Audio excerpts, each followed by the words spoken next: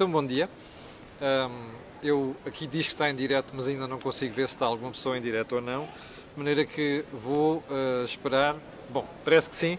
Já estou a chegar. A minha dúvida é se está a chegar tudo bem com som e imagem. Espero que sim. Eu peço desculpa. Estou no aeroporto. E tive dificuldades hoje de manhã a fazer isto por causa de telecomunicações, a hora certa, que é às 8 da manhã, por isso tive que passar para esta hora e, portanto, peço desculpa por isso, 9h30 da manhã. Em todo caso, já estamos em direto. Vamos lá tentar fazer o programa de hoje, hopefully, sem cortes, sem problemas. Período antes da ordem do dia, como sabe, tornou-se um must aqui na Cor de Vinho.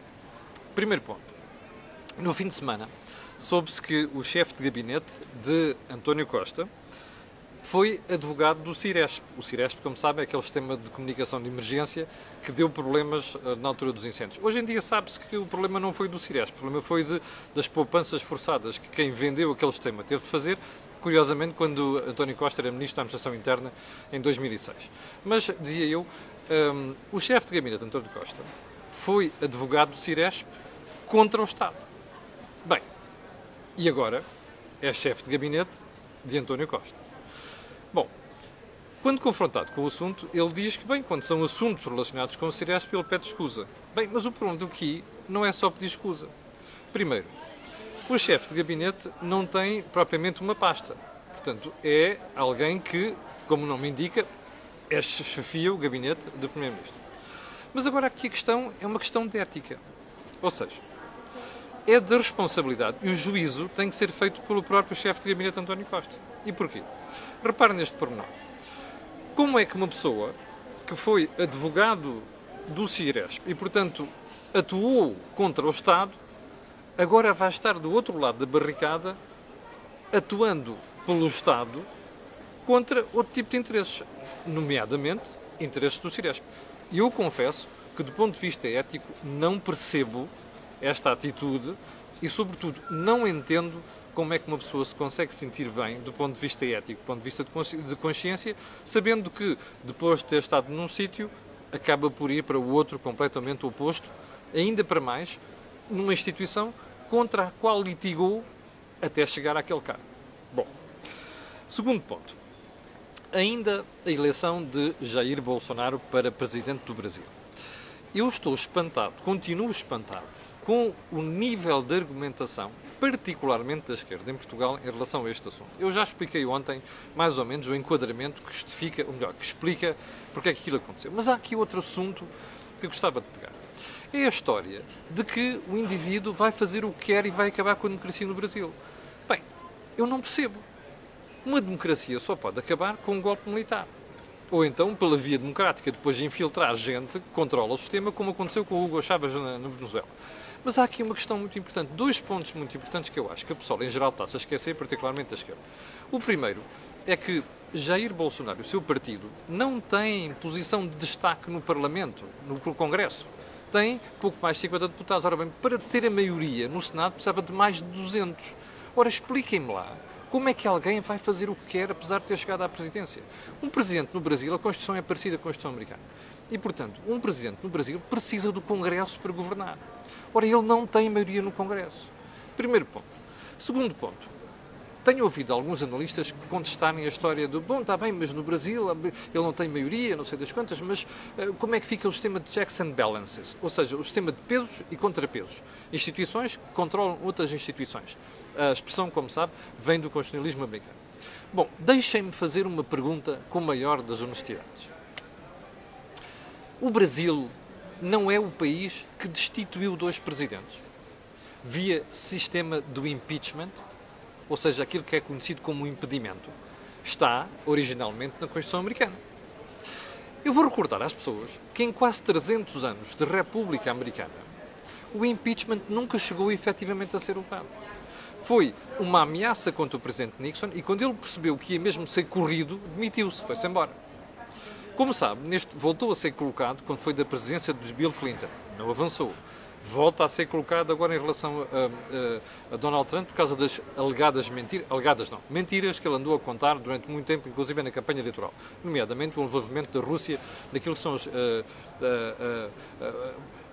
não só as eleições, mas inclusive o envolvimento de pessoal russo com gente da campanha de Donald Trump. Bom, mas a verdade é que nunca aconteceu. Portanto, expliquem-me uma coisa.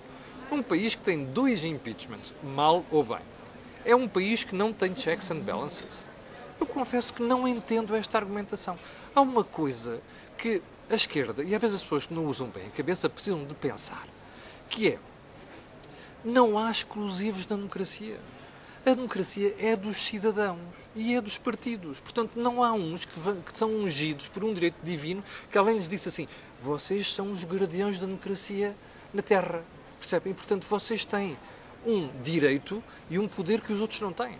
Esta mania, que é exclusiva da esquerda, mas, aliás, não é exclusiva da esquerda, mas é muito da esquerda portuguesa, particularmente da extrema-esquerda portuguesa, é uma estupidez. Bom, vamos lá então à agenda.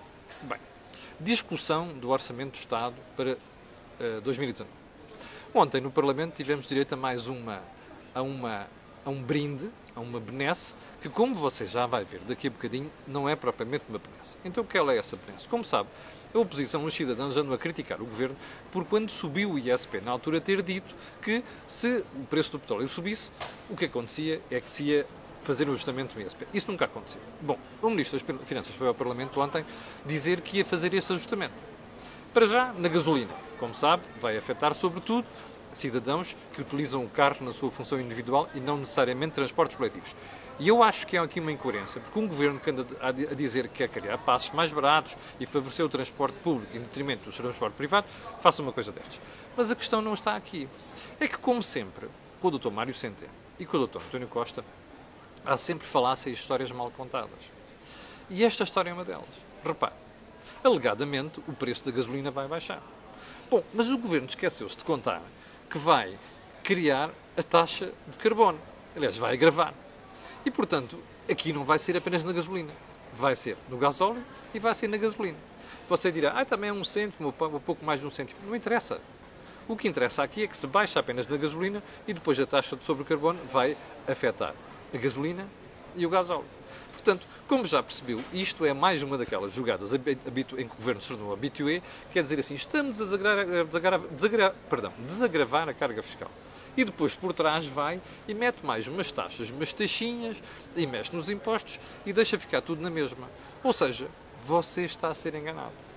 Bom, e por falar enganado, a UTAU, Unidade Técnica de Apoio Orçamental, veio criticar severamente o Dr. Centeno quando veio dizer, quando ele se pôs a criticar a própria UTAU. Bom, o que é que a UTAU veio dizer ontem? Imagine só, isto caiu que nem mel na sopa. Foi exatamente no dia em que o Governo foi justificar ao Parlamento o orçamento. Inclusive, o seu Dr. Mário Centeno. Então, o que é que a Unidade Técnica de Apoio Orçamental veio dizer?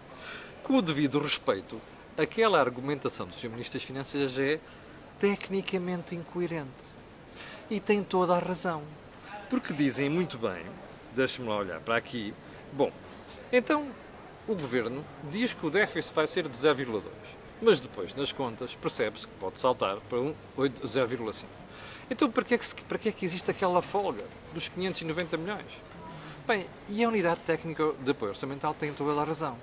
Porque vem dizer ao Dr. Mário Centeno, como sabe, de forma muito arrogante, eu já vou tocar nisto no ponto seguinte, criticou a UTAU e outros espertos no Parlamento, com X, suponho eu, há aqui um pormenor muito importante. Então, se o Governo não precisa daquela receita, daquela despesa, porque é que está ali a colocar? Que é para cativar, ou seja, o orçamento já nasce com verbas cativadas. Bem, ou quer fazer outra jogada? Quer transferir depois verbas de um sítio para o outro, como diz a UTAU? Bom, mais, quer ficar com uma margem que é para depois não dar conta ao Parlamento daquilo que está a fazer. Aliás, você recorda-se da conversa toda da desorçamentação, das cativações, desde 2016. E lembra-se de partidos da oposição, como o Bloco de Esquerda e o PCP, terem criticado veemente o Governo por isto. Bom, a verdade é que as cativações continuam a existir e a verdade é que nós nem sequer sabemos, às vezes, onde é que o Governo está a cortar despesa, onde é que está a mexer, para onde é que está a transferir dinheiro. Não sabemos. Há aqui uma opacidade total. O que é que aconteceu aqui? A UTAU vem dizer ao Governo, não pode ser. E, portanto, o que vocês estão a dizer é ter um comportamento que não é nada transparente. Ora, esta questão da transparência é fundamental. E isto leva-nos, já agora, deixe-me lá só pegar aqui, Isto leva-nos a uma questão fundamental do orçamento. É que quem aprova um orçamento é o Parlamento. Estamos aqui no ponto 3, por causa da questão da transparência. Repara uma coisa, se é o Parlamento que aprova um orçamento, receita e despesa, a expressão vem do constitucionalismo americano, no taxation without representation, não é? Ora bem, que sentido é que faz o Governo estar aqui a criar um artifício de opacidade orçamental, ou seja, de falta de transparência? Portanto, a UTAU tem toda a razão. Mas não é admissível que o Sr. Ministro das Finanças venha quase insultar os membros da UTAU e os outros especialistas criticaram aquilo, sabendo que ele estava a tentar fazer aquilo que andou a fazer em 2016, 2017 e agora quer fazer em 2018. Que é o quê?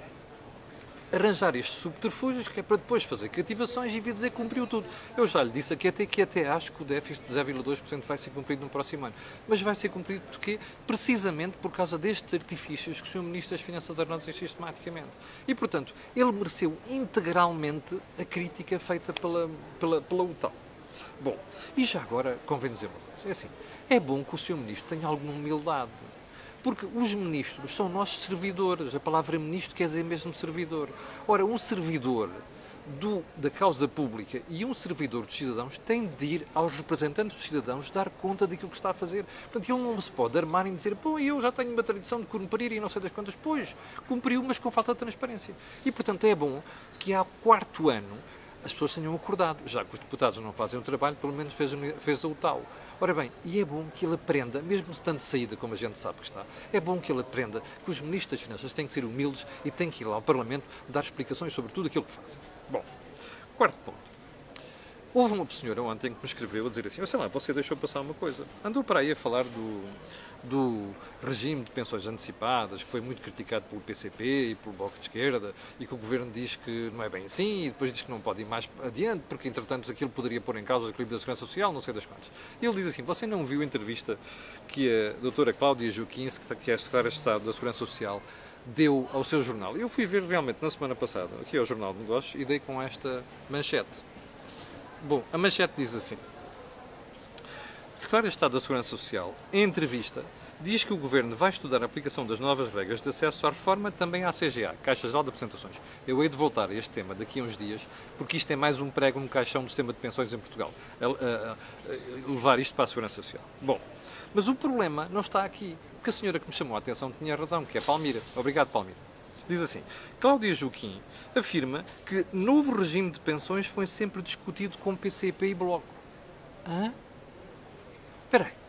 Mas nós ouvimos a Mariana ainda ontem no Parlamento e os senhores do PCP muito chateados com tudo aquilo que se passa, o Governo se negou, não foi nada daquilo, prometeu uma coisa, depois fez outra.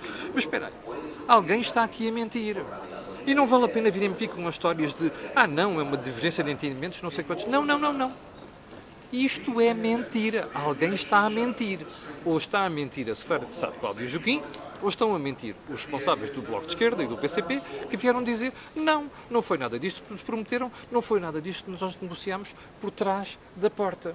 E que agora vocês vêm anunciar uma coisa completamente diferente. Não pode ser. Ora bem, convinha que no Parlamento alguém questionasse o Sr. Primeiro-Ministro sobre isto. Porque já é a segunda divergência que eu encontro em declarações do Governo numa semana. Na semana passada, como recorda-se, ao falar da ala pediátrica do Hospital de São João, a ala pediátrica oncológica, o Dr. António Costa disse, nós vamos lançar o concurso. E a seguir entrevistam a Ministra da Saúde e diz assim a Ministra, eu não me quero comprometer com nenhumas datas, que é depois de não falhar. Primeira divergência. Agora, segunda aqui. O Governo afiança em tudo quanto é sítio que não, senhor, que foi aquele regime que negociaram, como diz a Secretária de Estado. Mas depois ouve-se o PCP e o Bloco de Esquerda a dizer que não, senhor, não foi nada disto que negociaram. Bem, entendam-se, mas já agora expliquem ao país, tenham a coragem de dizer o que é que efetivamente se passa. Que é para nós não ficarmos com a sensação que isto é tudo um jogo de espelhos e luzes e de conversas mal esclarecidas e coisas combinadas por trás das cortinas que depois as pessoas vêm dizer que não foi bem assim só para fazerem figura bonita perante o seu eleitorado. Está a perceber? O ponto é esse. Bom, 5º ponto. O Sr. Presidente da República disse ontem que não quer falar do orçamento para 2019 enquanto não estiver aprovado. Bem, eu não percebo isto. Bem, eu percebo que haja alguma preocupação de contenção verbal e até mesmo dizer, bem, eu enquanto não estiver aprovado, aquilo não é definitivo, portanto eu quero comentar coisas definitivas. Bom, isto é uma coisa, uma prerrogativa que assiste ao Sr. Presidente da República. Mas há uma coisa que eu não entendo. Porquê é que ele não se há de pronunciar sobre uma proposta? Espera aí, o Presidente só fala depois de alguma coisa estar aprovada? Então, de que é que serve isso? Ou o Presidente da República está à espera que depois do orçamento aprovado, por alguma coisa que ele diga, o Governo vai voltar atrás e vai alterar o orçamento? Não pode ser.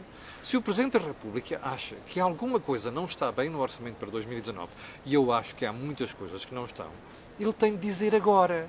Não é esperar que o orçamento esteja aprovado, que é para depois vir abrir a boca. Ora bem, isto não vale nada, não é? Porque nessa altura aquilo está aprovado e ninguém vai voltar atrás, ninguém vai fazer um retificativo ao Orçamento de Estado, só porque o Presidente da República acha que alguma coisa não está bem e que devia ser assim em vez de ser assado. Portanto, o Sr. Presidente da República tem o dever e a obrigação de se pronunciar agora. Pode dizer, bom, eu ressalvo que isto ainda não está aprovado. Mas se alguma coisa não estiver bem, ele tem de se referir a ela e não vir dar explicações a mim, cidadão, como ele fez ontem, dizer assim, bom, é natural que haja cativações para 2019, porque depois já há eleições, não é? E depois até haver novo governo. Ó, Sr. Presidente da República, há uma coisa chamada orçamento por duodécimos. Portanto, vigoram os duodécimos. Não é preciso estar preocupado com isso. Portanto, estas desculpas de mau pagador do Sr. Presidente da República, que conhece a Constituição, a mim não colhem. E, portanto, não faz sentido aquilo que ele disse. Bem, sexto ponto. A Galp e a ENI desistiram de fazer o furo ao largo da costa Algarvia, da costa Alentejana. Bem, eu estou felicíssimo, porque descobri ontem que Portugal é um país riquíssimo. É um país com muitos recursos naturais, inclusive recursos energéticos, que até se pode dar ao luxo de nem sequer tentar verificar se existem recursos petrolíferos na costa portuguesa. Eu compreendo que nós estamos na transição energética, mas a transição vai levar muitos anos. E há outra coisa muito importante, é que eu descobri ontem que nós não temos qualquer déficit energético. Bom, temos. Quando o petróleo sobe e atinge aqueles valores que está a caminho neste momento, o nosso déficit energético situa-se entre os 8 mil milhões e os 10 mil milhões de euros. Ouviu bem? 8 mil a 10 mil milhões de euros. Você dirá, também estamos em transição. Está bem, mas até acabar os combustíveis fósseis vai passar muito tempo. E, portanto, o que nós estamos aqui a criar é uma situação de desvantagem competitiva. Segundo ponto em relação a isto. Eu espero bem que a Galp e a ENI processem o Governo. Porque o Governo já veio dizer ao meu jornal, ao Jornal de Negócios, salvo ver a manchete de hoje, vem dizer que, bem, não vai haver lugar à indenização. Eu não sei muito bem, porque a providência cautelar, que entretanto fez a Galp e a ENI parar a pesquisa do furo, das perfurações, foi precisamente tomada por um tribunal em função de algo que parece que o Estado não cumpriu. Portanto, se o Estado não cumpriu, não se portou bem ali, eu só espero que haja uma decisão da Galp e da ENI de processarem o Estado por aquilo que aconteceu. Porque com estas manigâncias todas, a Galp nem a ENI conseguem terminar o processo, ou melhor, avançar com o processo, antes de 15 de janeiro de 2019, que era a data limite. Bom, sétimo ponto, o último, que é para não perder mais tempo e juntar a sua paciência, um assunto que eu era para ter comentado na segunda-feira e deixei-o passar. O tribunal que julgou o ex-presidente do BPN parece que se esqueceu de lhe fixar uma pena pelo crime de abuso de confiança. A sério? Espera aí. O Dr. Oliveira Costa, acho que foi o Expresso que disse isto, o seu dono, foi condenado em março de 2017 a 14 anos de prisão. E o tribunal esqueceu-se de condenar pelo crime de abuso de confiança. O crime de abuso de confiança pode valer 8 anos de cadeia. Portanto, vamos imaginar que era a pena máxima de 14 mais 8, daria 22 anos de cadeia. Bem, há uma coisa que eu gostava de perguntar no meio disto. Um juiz esqueceu-se de condenar pelo crime de abuso de confiança. Esqueceu-se. Deixou passar. Bem, eu admito todos nós cometemos lapsos, mas há aqui uma coisa importante. Isto não é um dos processos mais importantes da democracia portuguesa dos últimos anos. Não é? Isto não é um processo complicado. Os portugueses não têm a noção ou a convicção de que ninguém da banca ou dos poderosos é condenado. Ora bem, Não há, o português comum não diz que há uma justiça para ricos e depois outra para pobres. Ora bem, isto é uma oportunidade solene da justiça mostrar que não há uma justiça para pobres e uma justiça para ricos. Ora bem, foi precisamente neste processo que o juiz esqueceu de condenar o Dr. Oliveira Costa por um crime de abuso de confiança. Veja lá como estas coisas são. Bom, eu vou ficar por aqui, agradeço a sua paciência, voltarei amanhã sim às 8 da manhã, se não houver nenhum problema de comunicações, quero pedir desculpa pelo atraso novamente e mesmo para o final pedir só um favor, coloquem um gosto e faça partilha nas redes sociais, porque aquilo que você ouve aqui não ouve em mais lado nenhum. Obrigado, com licença e até amanhã.